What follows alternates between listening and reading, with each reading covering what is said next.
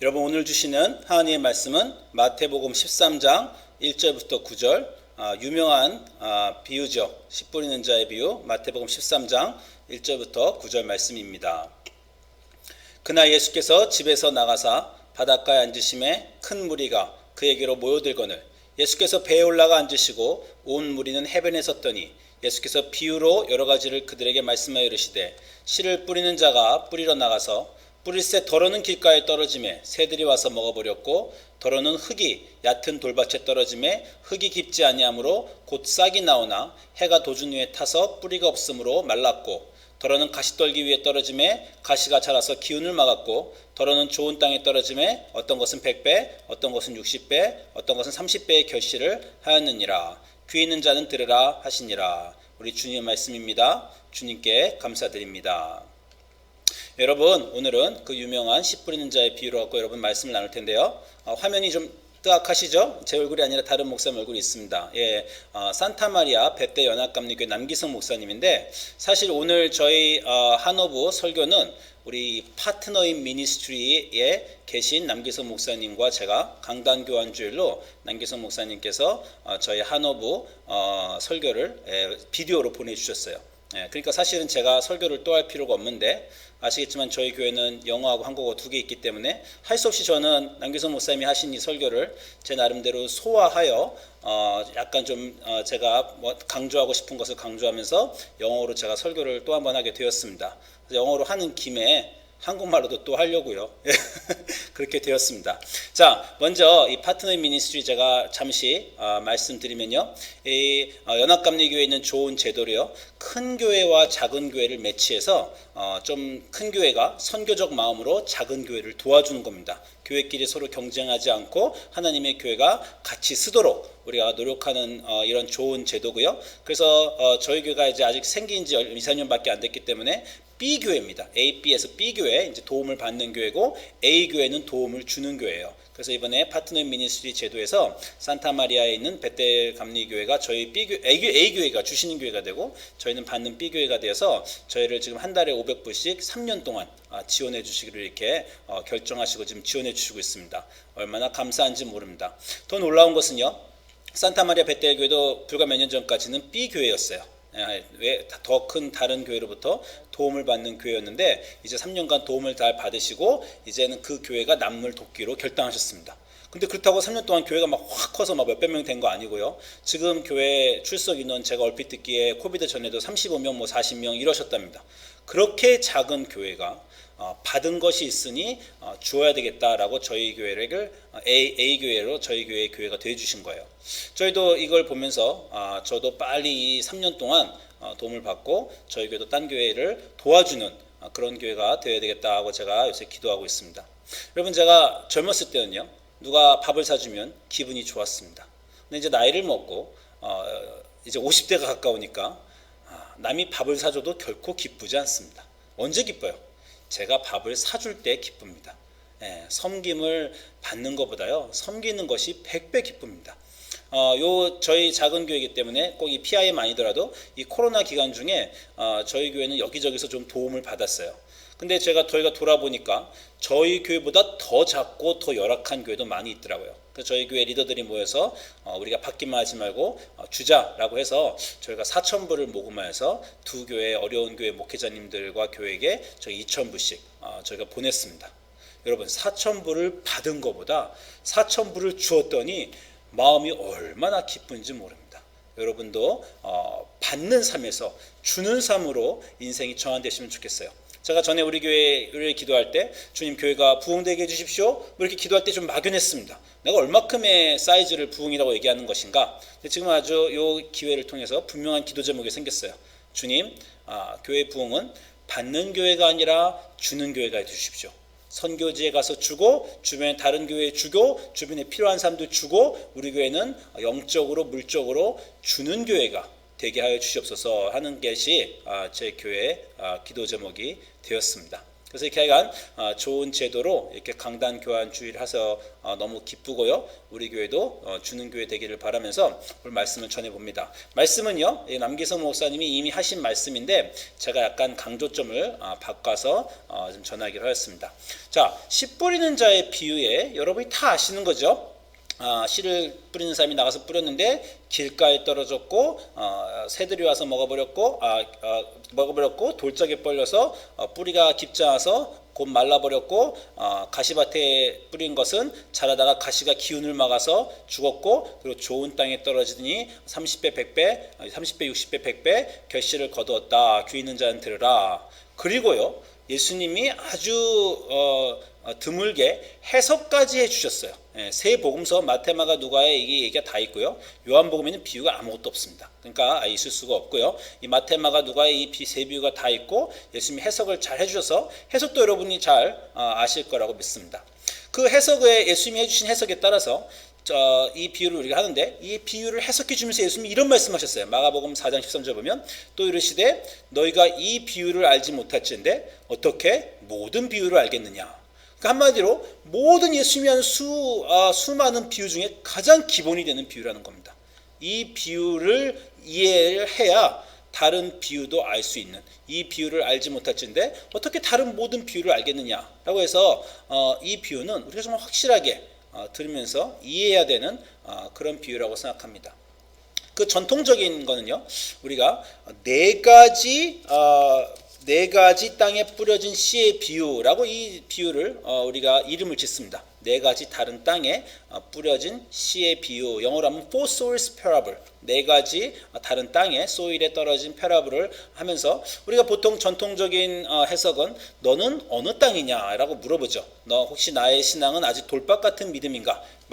씨는 말씀인데 말씀이 떨어질 때 받는 나의 마음이 어떤가? 그래서 넌 어떤 종류의 땅의 사람이냐? 넌 정말 옥토의 사람이냐? 너는 돌짝 같은 사람이냐? 너는 세상 염려와 재리 때문에 자라다가 믿음이 열매를 맺지 못하는 그런 사람이냐? 그래서 당신의 마음밭은 어떻습니까? 이런 질문을 우리가 종종 그 해석을 하면서 자기 인생을 생각해보는 그런 비유입니다. 그런데요, 이 비유의 제목을 네 가지 땅에 뿌려진 씨들의 비유가 아니고요, 다르게 생각해 볼 수 있습니다. 특별히 영어권에서는 이 비유의 제목은요, 씨 뿌리는 자의 비유로 알려져 있어요. The parable of the sower, 씨를 뿌리는 자의 비유가 이 비유의 이름입니다. 그 말은요, 네 가지 땅에 뿌려진 씨가 네 가지 땅에 집중하는 것이 아니라 이 씨 뿌리는 사람, sower에게 집중하여서 우리가 해석할 수도 있다라고 하는 것입니다. 그렇게 해석하는 것의 장점은요, 우리가 만약에 이 비유를 네 가지 땅에 뿌려진 씨의 비유라고 하면요, 조금 우울한 게, 왜냐하면 우리 4명이 있을 때 75%, 4분의 3의 사람들은 실패하는 거죠. 열매를 맺을 때. 그리고 4분의 1, 25%의 사람만 네 가지 땅 중에서 성공하는 그런 비유가 되고요. 그래서 너는 옥토가 되어라 라고 말씀하는 건 좋지만 자꾸 나는 돌짝밭인가? 나는 가시떡인가? 그리고 이렇게 우울하게 자기 자신을 그렇게 정의할 수 있는 그런 약간의 문제가 있을 수 있습니다. 그런데요, 이 비유를 이제 씨 뿌리는 자의 비유라고 하면요, 이 씨 뿌리는 사람이 몇 번 시도했습니까? 4번 시도했죠. 몇 번 실패했어요? 3번 실패했어요. 그러면 여전히 우울한 거 아닙니까? 4번을 시도해서 3번 실패하고 1번만 성공했는데요. 이렇게 말할 수 있지만요, 한 번 성공했을 때 얼마큼을 거뒀다고요?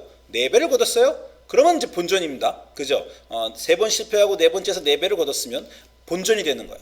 근데 얼마를 거뒀냐면 30배, 60배, 100배를 거뒀다는 겁니다. 결국 이 얘기는 우리가 씨를 뿌리는 사람에게 집중하면 완전 해피엔딩 되는 겁니다. 이 농사꾼은 한 번, 두 번, 세 번 실패했지만 네 번째 대박 나가지고 30배 또는 100배의 소출을 거둔 것이다 라고 우리가 해석할 수 있습니다. 그렇게 우리가 해석에 초점을 맞춰가면 이 비유는 궁극적으로 우리에게 희망을 주는 비유가 됩니다. 인생에서 많은 실패를 경험했죠. 돌짝밭 같은 인생도 살아보고 길가 같은 인생도 살아보고 가시덤불 같은 인생도 살아보지만 그 시간들을 다 겪어내서 하나님을 계속 의지하고 우리가 사역하고 하나님의 선한 일을 할 때 결국 우리의 삶이 열매 맺는다. 결국 하나님의 사역이 열매 맺는다. 이런 희망을 주는, 어려움을 이겨내고 희망을 주는 메시지로 우리가 이해할 수 있습니다. 그래서 저도 씨 뿌리는 자의 비유라는 그 제목을 네 가지 땅에 뿌려진 씨의 비유보다 더 선호하는 편입니다.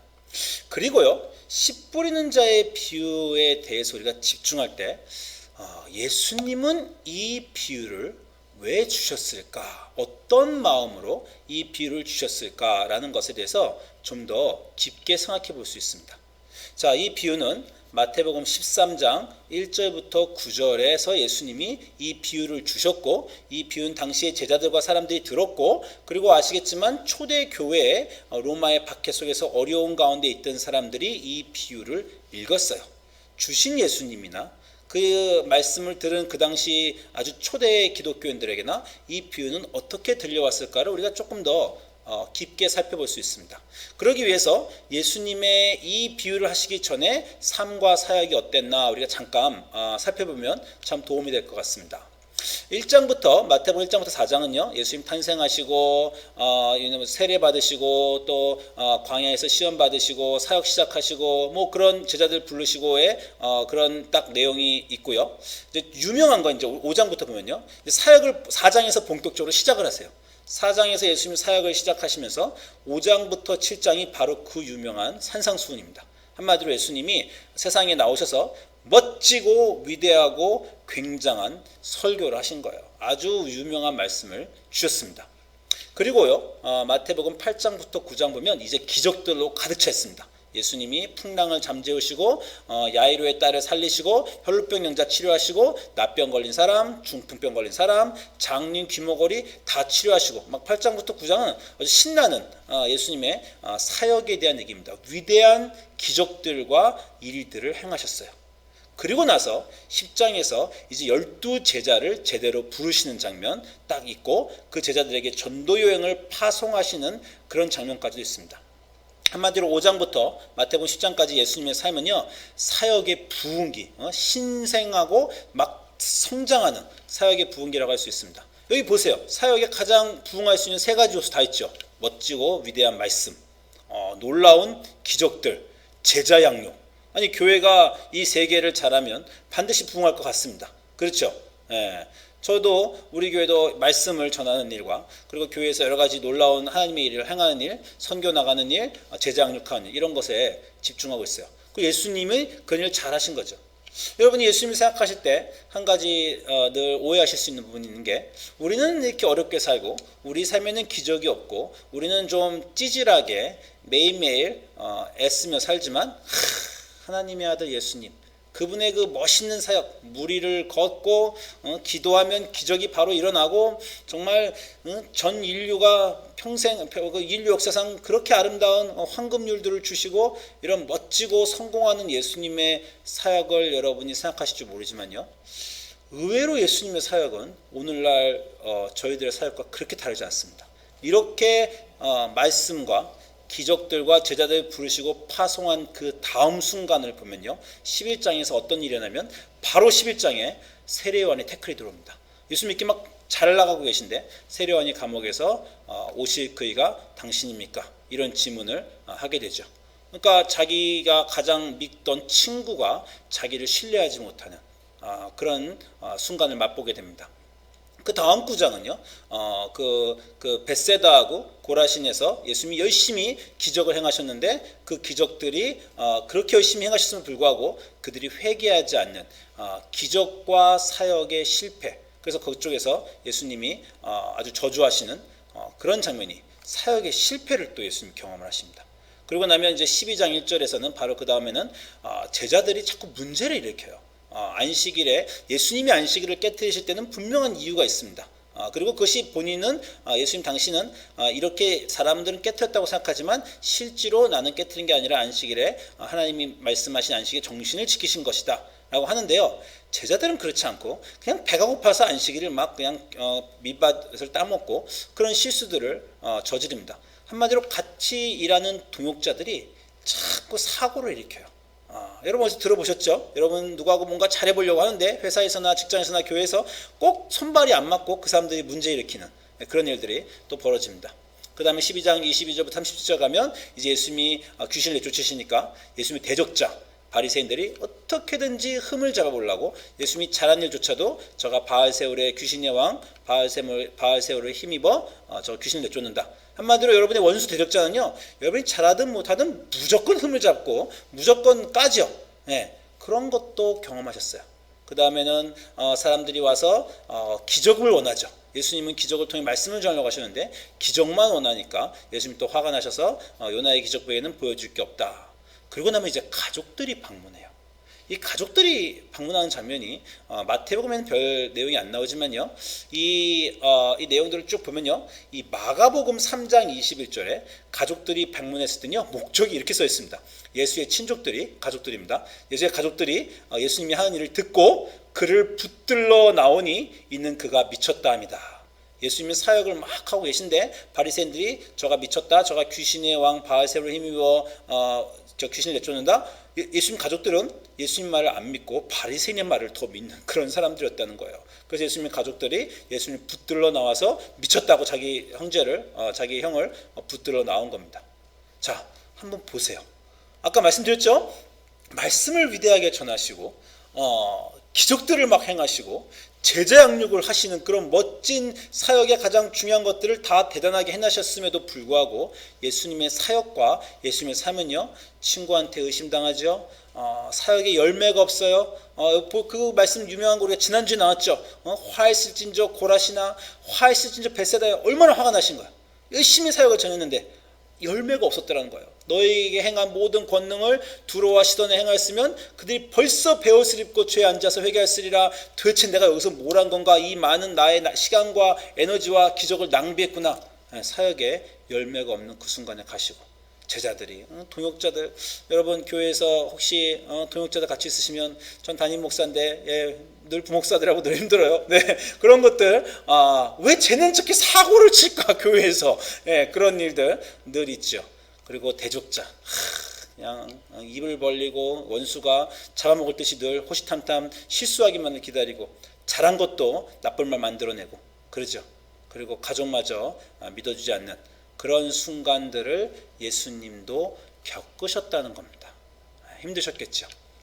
그런 순간들을 그 많이 열심히 잘했음에도 불구하고 이렇게 많은 힘든 것을 겪고 나서 그날에 13장 1절입니다. 그날에 가족까지 왔던 그날에 예수께서 집에서 나가사 지금 마음을 보세요. 예수님 지금 심정이 굉장히 무겁습니다. 사역이란 뭔가, 인생이란 뭔가, 도대체 사람들은 다, 내 주위 사람들은 다 왜 이러나, 많은 실망을 갖고 집에서 나가서 바닷가에 앉으셨어요. 그러자 사람들이 또 그 사람들 모여온 사람들은 기적만 바라는 사람들, 사고 뭉치들, 도대체 하나님의 나라에 관심이 없고 떡에만 관심이 있는 사람들, 그런 사람들이 다 오신 것을 보고 그 사람들을 향해서 자신의 인생을 비추어 보면서 하신 것이 바로 씨 뿌리는 자의 비유입니다.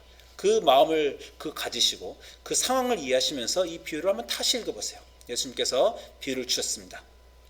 씨 뿌리는 자가 뿌리러 나가서 뿌릴새 더러는 길가에 떨어짐에 새들이 와서 먹어버렸고, 이게 그냥 하시는 말씀이 아니고요.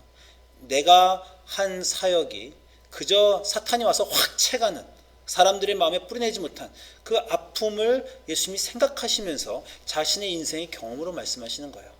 길가에 떨어짐에 새들이 와서 먹어버렸고, 더러는 흙이 얕은 돌밭에 떨어짐에 흙이 깊지 아니하므로 싹이 나오나, 여러분 베드로 이름이 뭐예요? 락이죠. 락, 반석이죠. 여기서 이 돌밭 베드로라고 할 수 있습니다. 열심히 제자를 부르고 키웠더니 확 주를 따르겠나이다 라고 하지만 해가 도준 후에 타서 뿌리가 없으므로 말랐고, 주변의 제자들이 다 이렇게 될 줄 예수님 알고 계시죠. 도로는 가시떨기 위에 떨어짐에 가시가 자라서 기운을 막았고, 자기를 따라오는 모든 사람들이 예수님의 복음과 하나님의 구원이 아니라 높은 자리, 천국에서 누가 더 높아지나 그것만을 추구하는 것 다 알고 계셨습니다. 그러나 더러는 좋은 땅에 떨어짐에 어떤 것은 100배, 어떤 것은 60배, 어떤 것은 30배의 결실을 하였느니라. 귀 있는 자는 들으라. 누구에게 하시는 말씀일까요? 제자들에게 하시는 말씀일까요? 세례 요한이 들으라고 하는 말씀일까요? 바리새인들이 들으라고 하는 말씀일까요? 당신 스스로에게 하신 말씀일까요? 귀 있는 자는 들으라 라고 이 말씀을 전해주시는 겁니다. 그리고 아까 말씀드렸다시피 초대교회도 예수님의 사역과 초대교회의 사역도 비슷해요.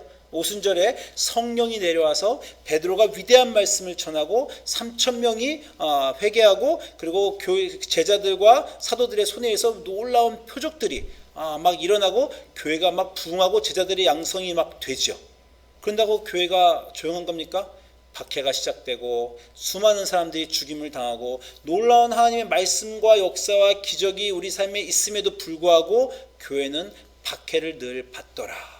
그 박해를 받는 공동체가 카타콤이나 동굴에 모여서 옆에 사람들이 죽고 박해받고 내쫓기고 그런 상심한 마음을 가지고 지금 이걸 입고 있습니다.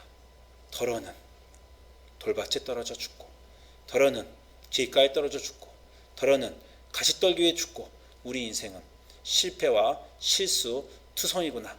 내 인생은 무엇인가? 지금까지 뭘 했던가? 그렇게 열심히 했는데, 그렇게 열심히 사역했는데 어째 알아주는 사람은 아무도 없고 왜 내 사역에 열매는 없는가? 그런 순간을 맛본 사람들은 귀 있는 자는 들으라라는 그 말씀을 듣게 되는 겁니다. 그래서 그런 사람들에게 예수님 당신과 초대 교회 제자들과, 그리고 오늘날도 우리도 하나님의 일을 하면서 좌절할 수밖에 없는 우리를 향해서 더러는 그러나 좋은 땅에 떨어짐에 100배, 60배, 30배의 결실을 한다는 위로의 말씀을 주고 계신 것입니다. 씨 뿌리는 자가 되라 라고 하시는 겁니다.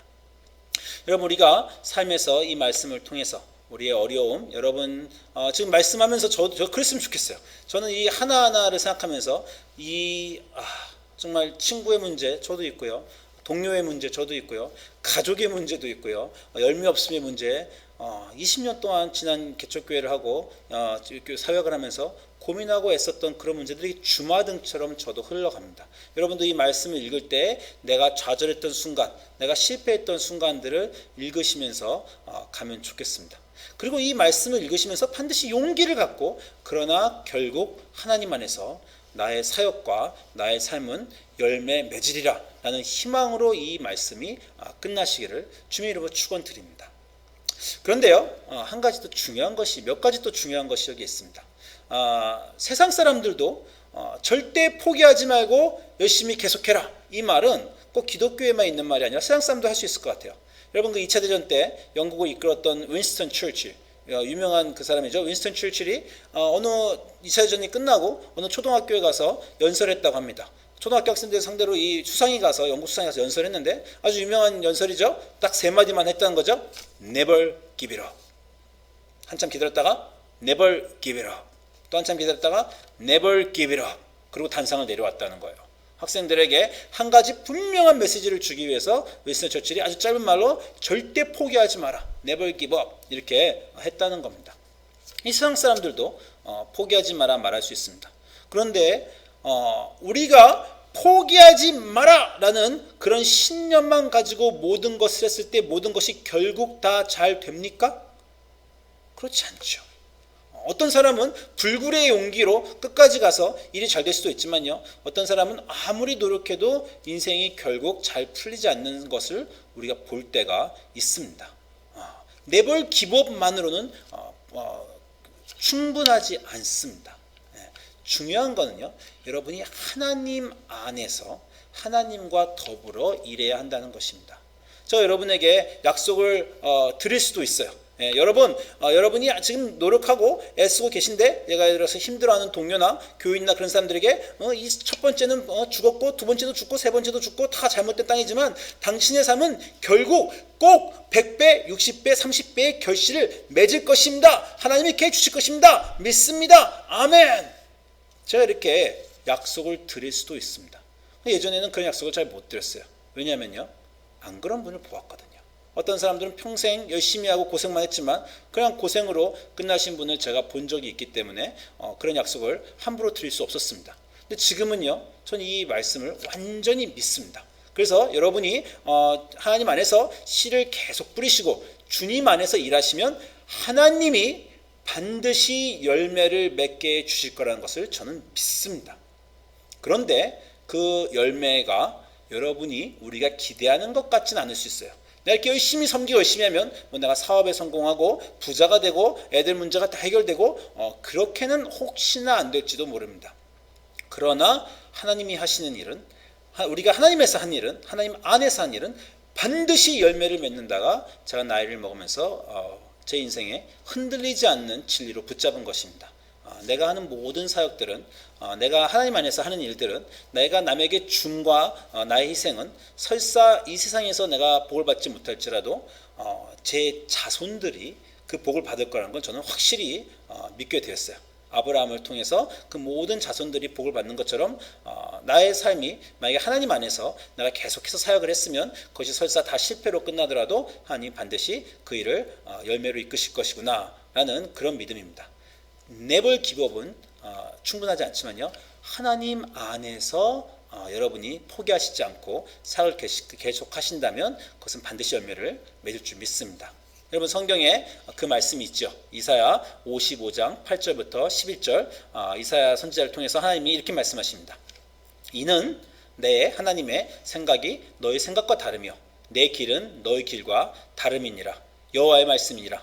이는 하늘이 땅보다 높음 같이 내 길은 너희의 길보다 높으며 내 생각은 너희의 생각보다 높음이니라. 이는 비와 눈이 하늘로부터 내려서 그리로 돌아가지 아니하고 땅을 적셔서 소출이 나게 하며 싹이 나게 하여 파종하는 자에게 종자를 주며 먹는 자에게 양식을 준 것 같이 내 입에서 나가는 말도 이와 같이 헛되이 내게로 돌아오지 아니하고 나의 기뻐하는 뜻을 이루며 내가 보낸 일에 형통함이니라. 우리 하나님 말씀입니다. 우리 남기성 목사님이 이 말씀 나누실 때 제가 얼마나 크게 아멘 했는지 모릅니다. 하나님은 절대 낭비하지 않으신다는 거예요. 내 입에서 나가는 말, 내가 그에게 약속한 말, 내가 그의 인생에, 우리의 인생에 하나님이 개입하셔서 한 일, 그리고 우리와 하나님과 더불어 같이 했던 모든 시간들은 설사 아무 것이 지금 안 보여도요, 내 인생을 의지하지 마시고요, 하나님을 의지하십시오. 하나님은 낭비하지 않으신다는 거예요. 하나님은 내가 한 말은 절대로 헛되이 버려지지 않고 다 쓰여진다. 비와 눈이 하늘로부터 내려와서 그냥 사라져 버리잖아요. 어떤 거는 좀 뭔가 피우는 것 같고 어떤 건 안 피우는 것 같지만 그 하늘로부터 내려오면 곳곳에서 우리가 보이지 않는 곳에서 결국은 열매를 맺는 것처럼 하나님이 하신 모든 약속과 하나님의 일은 우리 눈에 보이지 않더라도 반드시 열매를 맺는다는 것이요. 하나님은 절대 낭비하지 않으십니다. 하나님이 여러분을 찾아오셨고 여러분에게 복음을 알게 하셨고 여러분의 삶을 통해서 하나님이 여러분을 하나님과 함께 걷게 하시고 일하게 하신 여러분의 인생의 끝에는 반드시 하나님이 다 거둬가신다는 거예요. 다 열매를 맺게 하신다는 것입니다. 그것을 믿으시기 바랍니다. 여러분의 삶이 지금 한 번, 두 번, 세 번 또는 10번까지 계속 실패하고 있지만 그래서 내 삶은 혹시 이렇게 끝나버리는 거 아닌가? 나는 꼭 남에게 늘 뒤처져 있는 것 같고 나는 꼭 저 초야에 묻혀 있는 것 같고 나는 꼭 찬밥 먹는 인생 같고 또 나는 쥐구멍 같고 볕대가리 없는 것 같고 그렇게 좌절되고 낭비하고 실패한 모든 순간에도 나 자신을 보지 마시고 그러나 나에게 찾아오시고 나를 통해 일하실 그 하나님은 결코 실패하지 않으신다. 지금 나에게 하나님이 투자하신 게 얼마나 많은데 나 하나를 기독교인으로 만들고 내가 복음을 아는 사람으로 지금까지 그리스도의 제자로 하나님 만드시기 위해서 나를 인생에 하나님이 얼마나 많이 투자하셨는데 그 투자한 것 결코 낭비가 안 되게 내 인생을 통해서 하나님이 열매 맺으시기를 하나님을 의지하시고 믿으시기 바랍니다. 여러분 계속해서 전진하시는데 하나님과 함께 전진하셔야 됩니다. 또 하나는요. 이 이스라엘의 농경법에 대해서 우리 남기성 목사님이 또 얘기 소개를 해주신 것에 제가 감동받았는데 이스라엘 농사법은요 씨를 뿌린 다음에요 그 땅을 개간을 한답니다. 개간을 다 하고 씨를 뿌리는 게 아니라 씨를 뿌려놓고도 개간을 계속 한다는 거예요. 무슨 말씀이냐면 우리가 하나님의 말씀을 받고 하나님의 일을 하는데 우리가 아직도 돌밭일 수도 있고 우리가 아직 가시떨기일 수도 있습니다. 그러나 우리가 계속해서 우리의 마음밭을 하나님 안에서 우리가 정진해 가면서 하나님의 말씀을 통해서 정진해 가면 그러면 우리가 옥토로 변한다는 것이요. 호세아서 10장 12절에 하나님 하시는 말씀이었습니다. 너희가 자기를 위하여 공의를 심고 인애를 거두라. 너희 묵은 땅을 기경하라. 너희 묵은 땅이 뭡니까? 그냥 땅이 아니라 너희 마음과 영혼을 얘기하는 거죠. 너희 묵은 땅을 기경하고 경작하는데 어떻게 하냐면 여호와를 찾으면서 하라라는 것입니다. 지금이 곧 여호와를 찾을 때니 마침내 여호와께서 오사 공의를 빛처럼 너에게 내리시리라. 우리가 씨를 계속 뿌리죠. 하나님 안에서 뿌립니다. 행동을 해야 됩니다. 뿌리는 일을 계속 해야 되는데 그 뿌리는 와중에서 우리가 또 한 가지 가장 중요하게 중심될 것은 뿌리면서 우리의 마음밭이 변해지는 일이 일어나야 되는데 그것은 하나님의 말씀을 통해서 그렇게 된다는 것입니다. 여러분이 매일매일 성경 읽고 기도하시고 정진하시면서 여러분 자신도 변해가시고 그 여러분 자신의 변해가면서 여러분의 삶에 지금까지 있던 많은 실패가 여러분과 같이 걸음이 되는 거예요. 새가 먹은 거, 새가 떨어뜨려서 똥으로 싸가지고 또 땅이 경작되고 이 앞에 세 가지 씨들이 가시밭에서 자라다가 또 죽고 갑자기 옥토가 생긴 게 아니라 이 실패와 실패를 통해서 그리고 조금씩 전진하잖아요. 땅이었다가 길가였다가 조금 나아진 뿌리가 살짝 내린 돌밭이었다가 또는 점점 더 가는 가시밭길이었다가 그 모든 실패의 과정을 통해서 우리의 죽은 모든 실패가 걸음이 되어 결국 옥토로 만들어질 수도 있는 것입니다. 여러분의 삶에 많은 실패와 좌절과 낭비가 있었다고 저는 생각하고 저도 무수히 있었습니다. 그것은 예수님도 있으셨다는 것을 우리가 기억하고 그 우리의 아픈 마음, 상한 마음 예수님도 다 가지고 계셨으며 그 예수님께서 우리에게 또는 당신 본인에게 주신 그 말씀이 씨 뿌리는 자의 비유입니다. 말씀으로 마음밭을 개간하시고 그러면서 일어나는 인생의 모든 일에 대해서 하나님과 함께 동행하시고 하나님 안에서 우리가 포기하지 않고 계속 씨를 뿌릴 때 결국 이 세상 사람들은 꼭 우리가 실패한 것처럼 보이고 교회가 망가지처럼 보이고 예수님이 십자가 달려 돌아가신 것처럼 보이고 이 세상 사람들은 그 끝이 아무것도 아니라고 생각하지만 그 이후의 부활과 그 이후의 부흥과 그 이후에 하나님이 하시는 모든 일들은 결국 100배 이상의 열매로 여러분의 삶을 통해서 나타나신다고 믿으며 전진하시기를 주님의 이름으로 축원드립니다. 기도하겠습니다. 하나님, 예수님 당신도 그 많은 어려움, 친구들과 적들과 가족들과 동료들과 사람들 사이에서 그렇게 열심히 하셨음에도 불구하고 그 많은 어려움을 당하셨습니다. 그래서 씨 뿌리는 비유를 주셨습니다. 그 비유가 오늘 우리 마음속에 떨어져 이제 우리의 마음에서 자라나고 하나님 안에서 우리가 많은 실패와 어려움 속에서도 계속해서 씨를 계속해서 뿌리는 하나님의 사람이 되게 하여 주시옵소서. 감사드리며 예수님 이름으로 기도합니다. 아멘.